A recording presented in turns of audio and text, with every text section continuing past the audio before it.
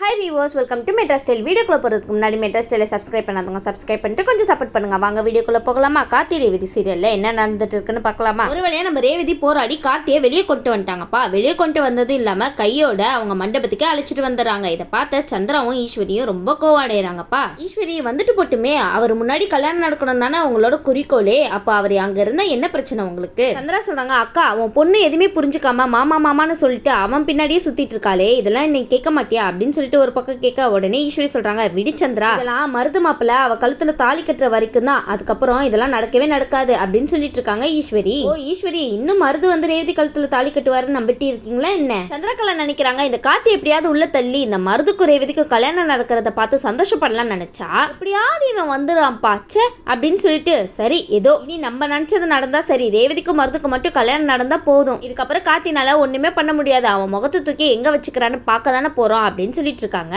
என்ன சந்திரா, யார் எங்க போய் முகத்தை வச்சுக்க போறாங்கன்னு நாளைக்கு தெரிஞ்சிடுமே. ராஜராஜன் நேரா போயிட்டு ஒரு கூர்மையான ஆயுதத்தை வாங்கி வச்சுக்கிறாருப்பா. அச்சுச்சோ ராஜராஜன், எதுக்கு இந்த ஆயுதம்? ராஜராஜன் நினைக்கிறாங்க, நாளைக்கு மருது மட்டும் ரேவதி கழுத்துல தாலி கட்ட போயிட்டானா அவனை இதனாலேயே அவன் கதையை முடிச்சுட்டு நான் உள்ள போயிட போறேன், பேசாம அதுதான் வழி, வேற வழியே கிடையாது அப்படின்னு சொல்லி நினைச்சிட்டு இருக்காங்க. அச்சுச்சோ ராஜராஜன், எதுக்கு இந்த திடீர்னு இந்த முடிவு எடுத்திருக்கீங்க? நீங்க அந்த அளவுக்கு எல்லாம் போக வேணாம், கார்த்தி இருக்கார்ல, அவர் எல்லா விஷயத்தையுமே பார்த்துப்பாரு, நாங்களே இந்த கல்யாணம் நடக்காதுன்னு 100% நம்பிக்கையோட இருக்கோம், நீங்களும் அதே நம்பிக்கையோடய இருங்கல்ல ராஜராஜன். ராஜராஜன் நினைக்கிறாங்க, என்னோட பொண்ணோட வாழ்க்கை ரொம்ப ரொம்ப முக்கியம், இந்த சாமுண்டேஸ்வரி கிட்ட போய் சொன்னா அவ இஷ்டத்துக்கு தான் பேசுறா, அவ இஷ்டத்துக்கு தான் எல்லாமே செய்யறா, அவ இஷ்டம் தான் எல்லாமே, என்னோட பேச்ச சுத்தமா கேட்கவே மாட்டா, அதனால இதெல்லாம் சரிப்பட்டு வராது, மருது கையில என்னோட பொண்ணோட வாழ்க்கையை கொடுக்கறதுக்கு எனக்கு கொஞ்சம் கூட விருப்பமே கிடையாது, அவனை இதுக்கப்புறம் என்ன பண்ணணும்னு எனக்கு நல்லாவே தெரியும், நம்ம கார்த்தி மாப்பிள்ளை பழி வாங்குறதுக்காக இந்த ஈஸ்வரி என்ன நல்லா பண்ணிட்டு இருக்கால, அதனால இதெல்லாம் பார்த்துட்டு இருக்க முடியாது அப்படின்னு சொல்லிட்டு ராஜராஜன் வந்து கூர்மையான ஆயுதத்தை எடுத்துட்டு மண்டபத்துக்கு வந்துட்டு இருக்காங்க. அப்ப நம்ம மயில்வாகனம் வந்து ராஜராஜன் மேல மோத அந்த ஆயுதம் கீழே விழுது. அதை பார்த்துட்டு நம்ம மயில்வாகனம் வந்து ராஜராஜன் கிட்ட கேக்குறாங்க, என்ன மாமா இது அப்படின்னு சொல்லி கேக்குறாங்க. இது எப்படி மாமா உங்க கையில வந்துச்சு அப்படின்னு சொல்லி கேட்டு இருக்கும் போது, ஆமா மாப்பிள்ள நான் தான் வாங்கிட்டு வந்தேன், என்னோட பொண்ணோட வாழ்க்கையை காப்பாத்துறதுக்கு எனக்கு என்ன பண்றதுன்னே தெரியல, நாளைக்கு இலக்க முடக்கா ஏதாவது மருது வந்து ரேவதி கழுத்துல தாலி கட்ட போற வாய்ப்பு வந்துச்சுன்னா அப்ப நான் பார்த்துட்டு சும்மா இருக்க மாட்டேன், அதனாலதான் இந்த மருதோட கதையை முடிக்கிறதுக்காக இதை வாங்கிட்டு வந்திருக்கேன் அப்படின்னு சொல்லிட்டு வில்லத்தனமா பேசிட்டு இருக்காருப்பா நம்ம ராஜராஜன். அங்க சுத்தி இங்க சுத்தி நம்ம ராஜராஜனே வில்லன் ஆக்கிட்டாங்க பாத்தீங்களா இந்த மருது. மயில்வாகனம் சொல்றாங்க, மாமா நீங்க எதுக்கு மாமா இந்த மாதிரிலாம் பண்ணிட்டு இருக்கீங்க, நம்ம சகல இந்த மாதிரிலாம் விட்டுற மாட்டாரு, கண்டிப்பா மருது ரேவதி கழுத்துல தாலி கட்ட மாட்டா மாமா, இல்ல எனக்கு முழு நம்பிக்கை இருக்கு, தாலி கட்ட போறது நம்ம கார்த்தி தான், நான் நம்பிக்கை வச்சிருக்க மாதிரி நீங்களும் நம்பிக்கை வைங்க மாமா அப்படின்னு சொல்லிட்டு இருக்கும் போது, நீ சொல்றதெல்லாம் கரெக்ட் தான்ப்பா, ஆனா கடைசியில ஏதோ ஒரு சூழ்நிலை மாறி போய் இந்த விஷயம் எல்லாம் நடக்கலனா அப்புறம் நான் நினைச்சதுதான் அந்த இடத்துல நடக்கும் அப்படின்னு சொல்லிட்டு இருக்காரு. அந்த மருது கதையை முடிச்சுட்டு நான் உள்ள போயிடுவேன், எக்காரணத்து கொண்டும் முடிவுல இருந்து வேற மாற்றமே கிடையாது அப்படின்னு சொல்லிட்டு இருக்காரு நம்ம ராஜராஜன். மயில்வாகனம் ஏதாவது பண்ணி தடுத்து நிறுத்துங்களேன், ஏதாவது பண்ண போறாரு அவரு. மயில்வாகனம் வந்து ராஜராஜன் கிட்ட சொல்லிட்டு இருக்காங்க, மாமா தயவு செய்து இந்த மாதிரி எண்ணத்தை விட்டுருங்க, நீங்க எதுவுமே பண்ண வேணாம், நம்ம கார்த்தி சகலை பார்த்து பாரு, நீங்க கூலா இருங்க அப்படின்னு சொல்லிட்டு இருக்காங்க. சரி நம்ம ராஜராஜன் அமைதியா இருக்காரா மயில்வாகனம் பேச்சு கேட்டுட்டு அப்படின்னு சொல்லிட்டு பார்க்கலாம். மயில்வாகனம் வந்து கார்த்தி கிட்ட கேட்டுட்டு இருக்காங்க, சகல நம்ம என்னென்னவோ நினைச்சோம், ஆனா எதுவுமே நடந்த மாதிரி தெரியல, கடைசியில இந்த கல்யாணத்தை நிறுத்துறதுக்கு என்னப்பா பிளான் இருக்கு அப்படின்னு சொல்லி கேட்டுட்டு இருக்கோம். உடனே கார்த்தி சொல்றாங்க, சிவனாண்டி கிட்ட தான் முருகன் இருக்கிற விஷயம் நல்லாவே நம்மளுக்கு தெரியும், ஆனா முருகனுக்கு எதுவுமே ஆகாம காப்பாத்தணும், எப்படியாவது சிவனாண்டி இருக்கிற இடத்துல போய் நம்ம முருகனை கூட்டிட்டு வந்துட்டோம்னா அதுக்கப்புறம் எல்லா பிரச்சனையும் சரி வந்துடும் அப்படின்னு சொல்லிட்டு இருக்காரு நம்ம கார்த்தி. சரிப்பா நீ சொல்றதெல்லாம் கரெக்ட் தான், இப்ப அவன் எங்க இருக்கான்னு தெரியலையே, அவனை எங்க போய் கூட்டிட்டு வருவ அப்படின்னு சொல்லி கேட்டுட்டு இருக்காங்க. உடனே கார்த்தி வந்து ஒரு பிளான போட்டு கொடுத்துட்டு இருக்காரு நம்ம மயில் வாகனத்துக்கிட்ட. உடனே மயில் வாகனமும் சரி சகல நீ சொன்ன மாதிரியே பண்ணிடுற அப்படின்னு சொல்லிட்டு இந்த பக்கம் சந்திரகலாக்கு ஜூஸ் கொடுக்க போயிட்டு இருக்காரு நம்ம மயில் வாகனம். மயில் வாகனம் தெரியாம கை தவறி ஜூஸை சந்திரா மேல கொட்டிடுறாங்க. கை தவறி இல்ல, வேணுனே சந்திரா மேல கொட்டிருக்காங்க நம்ம மயில் வாகனம் இந்த இடத்துல. சந்திரா வந்து கோப்பிட்டு, உங்களுக்கு கொஞ்சம் கூட ஒரு பொறுப்பே கிடையாது, ஒரு ஜூஸ் கூட ஒழுங்கா கொண்டு வர தெரியாதா உங்களுக்கு அப்படின்னு சொல்லிட்டு திட்டிட்டு இருக்காங்க.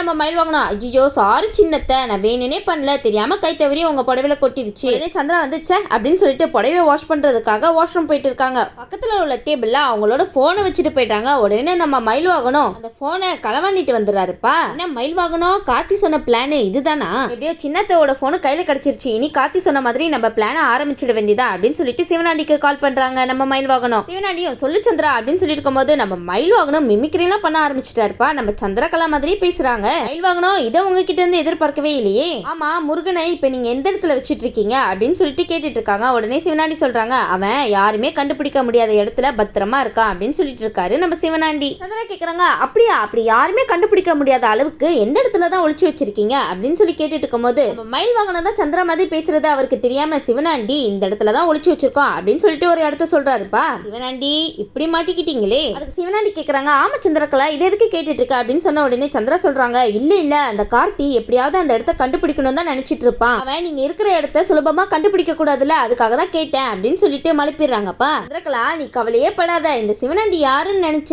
அவன் அந்த கார்த்தினால மட்டும் இல்ல யாருனாலுமே கண்டே பிடிக்க முடியாது. அந்த மாதிரி ஒரு சேஃபான இடத்துல தான் இருக்கும், நீ பயந்து கவலைப்பட்டு இருக்காத, அங்க என்ன காரியம் நடக்கணுமோ அதை கரெக்டா பண்ண அப்படின்னு சொல்லிட்டு இருக்காங்க. உடனே மயில் வாகனம் வந்து சிரிச்சுட்டு சொல்றாங்க, சரி நீங்க அவனை அந்த இடத்துலயே வச்சிருங்க, வேற எந்த இடத்துக்கும் மாத்திராதீங்க, அவன் கண்டுபிடிச்சிட போறான் அப்படின்னு சொல்றாங்க. என்ன மயில் வாகனம் திடீர்னு அவர் இடத்த மாத்திருவாருன்னு பயந்துட்டு இடத்தெல்லாம் மாத்தாதீங்க அப்படின்னு சொல்றீங்களா என்ன? மயில் வாகனம் உங்களை அடிச்சுக்க யாருனாலையும் முடியாது போங்க. உடனே மயில் வாகனம் இந்த விஷயத்தெல்லாம் நம்ம கார்த்திகிட்ட தானே சொல்ல போவாரு வேகமா, நம்ம கார்த்திகிட்ட தான் சொல்றாங்க, சகல நீ போட்ட பிளான் சக்சஸ் ஆயிடுச்சுப்பா, சிவனாண்டி நான் தான் சந்திரான்னு நினைச்சிட்டு எல்லா உண்மையும் போட்டு உடைச்சிட்டான் அப்படின்னு சொல்லிட்டு இருக்காங்க.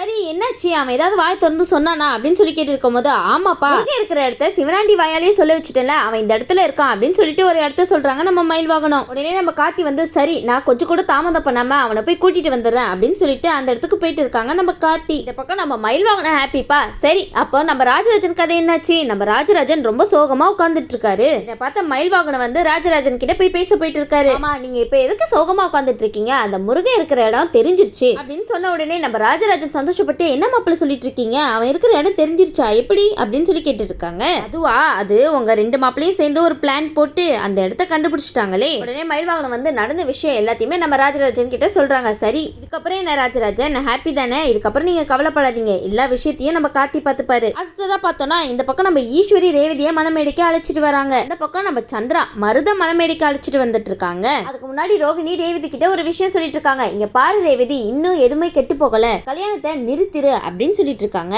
என்ன ரோகிணி நீங்களும் அதே தான் சொல்லிட்டு இருக்கீங்க, அவங்க கேட்டதானே, அவங்க தான் கேட்க மாட்டாங்களே. ரேவதி சொல்றாங்க, அக்கா நீ மறுபடியும் கவலைப்பட்டுட்டே இருக்காத, கண்டிப்பா அந்த மருதையும் கழுத்துல தாலி கட்ட மாட்டான், கார்த்தி மாமா தான் என்னோட கழுத்துல தாலி கட்டுவான். என்ன நான் சொல்றது புரியுதா உனக்கு, பயப்படாத, நான் தைரியமா இருக்கேன், நீ ஏன் இப்படி அழுதுட்டு இருக்க, நீ இந்த அளவுக்கு சொல்ற அதெல்லாம் சரிதான் ரேவதி, ஆனா பத்தியா மனமேடை வரைக்கும் வந்துருச்சு, இதுக்கப்புறம் என்னால பார்த்துட்டு சும்மா இருக்க முடியல அப்படின்னு சொல்லிட்டு அவங்க ரெண்டு பேரும் ஒரு பக்கம் புலம்பிட்டு இருக்காங்கப்பா. உடனே இந்த பக்கம் கார்த்தியை தான் காமிக்கிறாங்க. சிவனாண்டியும் முத்துவேலும் வந்து முருகன் கிட்ட சொல்லிட்டு இருக்காங்க, இங்க பாருடா எங்களையும் ஏமாத்திட்டு ஓட பத்தியா என்ன, கடைசியில பத்தியா நீ எங்க கையிலேயே வந்து மாட்டிக்கிட்டது மட்டும் இல்லாம இப்போ உன்னோட கதையும் முடிய போகுது அவ்வளவுதான் அப்படின்னு சொல்லிட்டு இருக்காரு சிவனாண்டி. உடனே முருகன் வந்து ரொம்ப கெஞ்சுறாரு, இங்க பாருங்க என்ன தயவு செய்து விட்டுருங்க, நான் யார்கிட்டயும் எதுவும் சொல்ல மாட்டேன், இப்படியே ஓடி போயிடுறேன் அப்படின்னு சொல்லிட்டு இருக்காரு. உங்களுக்கு உதவி பண்றதுக்காக தானே நீங்க சொல்ற விஷயம் எல்லாத்தையும் நான் கேட்டுட்டு இந்த இடத்துல இருந்தேன், ஆனா நீங்க கடைசியில என்னோட கதையை முடிக்கிறதுக்காக என்கிட்டயே வந்து சொல்றீங்களே அப்படின்னு சொல்லி கேட்டுட்டு இருக்காரு முருகன். சிவனாண்டி இவங்க நினைச்சா கதையும் முடிப்பாங்க, இவங்களே வாழ்க்கையும் கொடுப்பாங்க, ஆக மொத்தத்துல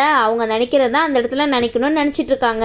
பாரு முருகா, எங்களோட திட்டமே உன்னோட கதையை முடிக்கணும், அதுக்கப்புறம் இந்த பழிய தூக்கி நம்ம கார்த்தி மேல போடணும், அதுக்கப்புறம் அந்த கார்த்தியை தூக்கி அதிகாரிங்க உள்ள போடணும், இதுதான் எங்களுடைய பிளான், என்ன புரியுதா, அதுக்காக எங்களுக்கு வேற வழி தெரியலப்பா, எங்களை மன்னிச்சிருப்பா, அதனால உன்னோட கதையை முடிச்சுதான் ஆகணும் அப்படின்னு சொல்லிட்டு இருக்காரு நம்ம சிவனாண்டி. ஏப்பா முத்துவேலி நீங்க பெரியவர் தானே, உங்க சிவனாண்டி கிட்ட சொல்லி தடுங்களேன், நீங்களும் அவர் சொல்றதுக்கெல்லாம் தலையாட்டிட்டு இருக்கீங்களே. சரின்னு சொல்லிட்டு சிவனாண்டியும் முத்துவேலும் முருகனோட கதையை முடிக்கிறதுக்காக வராங்கப்பா. அப்ப நம்ம கார்த்தி மாசா என்ட்ரி தராரு கார்ல. உடனே சிவனாண்டியும் முத்துவேலும் அதை பார்த்துட்டு ரொம்ப அதிர்ச்சியாகி நிக்கிறாங்க. இவன் எப்படிப்பா இங்க வந்தான் அப்படின்னு சொல்லி முத்துவேல் கேட்டுட்டு இருக்காங்க. ஏப்பா முத்துவேலு உங்க பக்கத்துல தானே சிவனாண்டி இருக்காரு, அவருக்கு மட்டும் எப்படி தெரியும் இங்க எப்படி வந்தாருன்னு, அது மட்டும் இல்லாம நீங்க தானேப்பா வாயை திறந்து சொன்னீங்க இந்த இடத்துல இருக்கோன்னு. மயில் வாகனம் அந்த மாதிரி பெர்ஃபார்மன்ஸ் பண்ணிருக்காரு, எப்படி சந்திரா மாதிரியே பேசி நம்ம மயில் வாகனம் சூப்பரா பெர்ஃபார்மன்ஸ் பண்ணி கார்த்தி அங்க வர வச்சாரு பாத்தீங்களா. உடனே சிவனாண்டி நினைக்கிறாரு, ஆமாப்பா இவர் எப்படி இங்க வந்தாருன்னு எங்களுக்கு தெரியலையே, அது மட்டும் இல்லாம இந்த இடத்தை யாருனாலையும் கண்டுபிடிக்க முடியாது, இவன் எப்படி கண்டுபிடிச்சு இங்க வந்தான் அப்படின்னு சொல்லிட்டு குழப்பமாவே இருக்காங்க ரெண்டு பேருமே. இந்த பக்கம் நம்ம கார்த்தி வந்து அடி வெளுக்குறாங்க சிவனாண்டிக்கும் முத்துவேலுக்கும். உடனே அடி தாங்க முடியாம நம்ம சிவனாண்டியும் முத்துவேலும் வாப்பா இங்க இருந்து ஓடி போயிடலாம், அடி தாங்க முடியல அப்படின்னு சொல்லிட்டு ரெண்டு பேரும் தலை தெறிக்க ஓடுறாங்கப்பா. சிவனாண்டி முத்துவேலு இதெல்லாம் உங்களுக்கு தேவையா,